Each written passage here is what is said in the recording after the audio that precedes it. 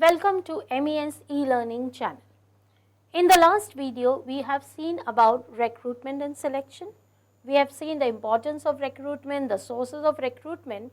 Now, let us focus on the selection process, as it is very important for a candidate to be selected through a particular series of evaluation to be done, so that it becomes easy for the company to place the right person for the right job.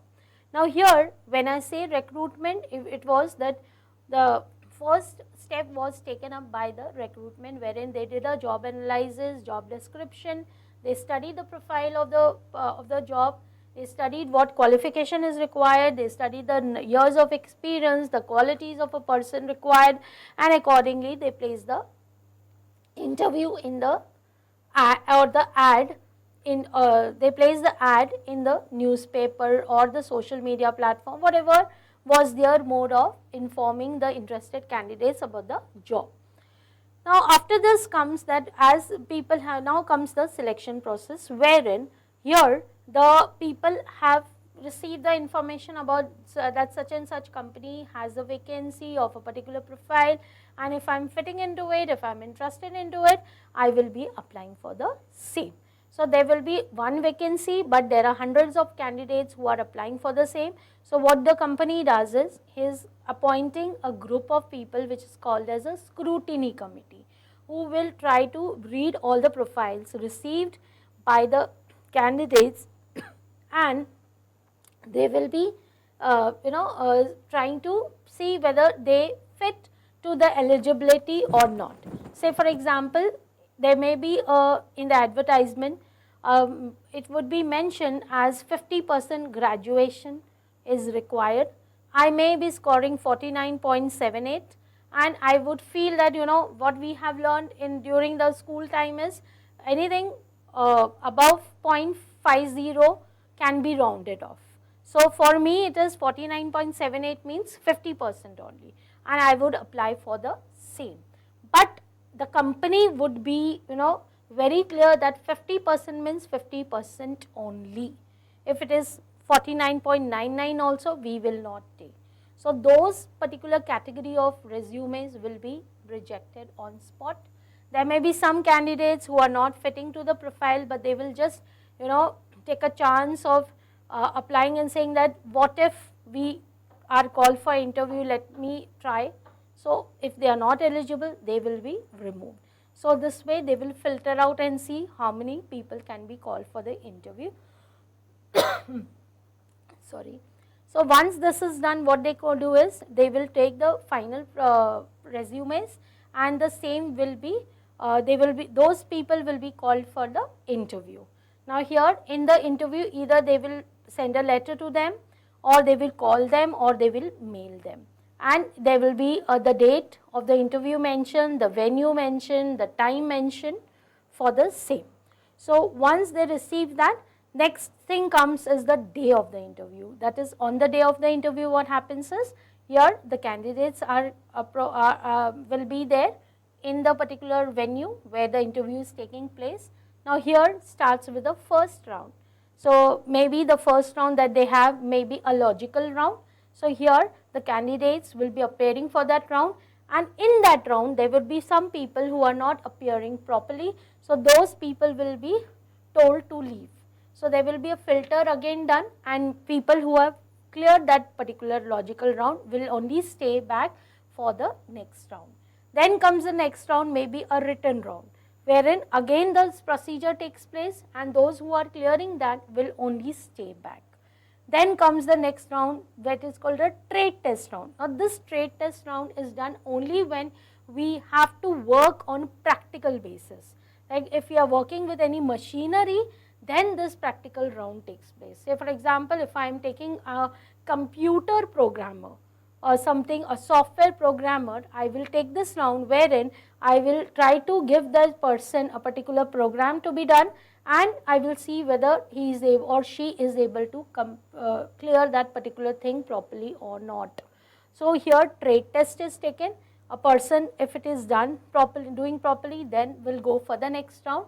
Next round can be a group discussion, group discussion wherein there will be a huge hall wherein all the candidates will be called together, and there will be one person called as a moderator or an evaluator who will be giving one topic to them, and he will try to observe as to what is the interaction done between everybody. So here the observation is done to see whether they are able to, how well they are adjusting in the environment, because everyone is a stranger. So whether they are able to make their point convincing to the others, how they are presenting their points, how they are accepting others' points. So everything is noticed together, and if after this there will be few people who are not up to the mark will be leaving from here, the others will be waiting for the next round. Then comes the next round, which is a personal interview, or you can call this as a panel interview round.